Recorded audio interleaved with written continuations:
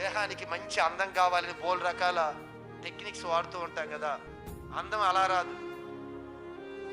సమాధానంగా మన జీవితంలో ఎంత సంతోషం ఉంటుందో అప్పుడు వచ్చింది అందం అనేది. సంతోషం లేకుండా నువ్వేదో మేకప్ చేసి ఎన్ని రకాలుగా చేయాలని అలా రాదు.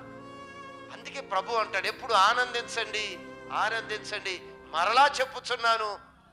ఆయన అన్ని చెప్పినా ఆ మాటకి విలువ లేదు, ఏమి లేదు. ఏం ఆనందిస్తామండి? ఇలా ఉంటే ఏం ఆనందిస్తాం? ఆనందంలో ఎన్ని లాభాలు ఉన్నాయో దేవుడు తెలుసు. అందుకే ఆ మాట చాలా విలువైనది. ఎప్పుడు ఆనందంగా ఉండండి అంటే అందరితో మీరు సమాధానంగా ఉంటేనే మనకు ఆనందం. భార్యతో సమాధానంగా, భర్తతో సమాధానంగా, పిల్లలతో సమాధానంగా.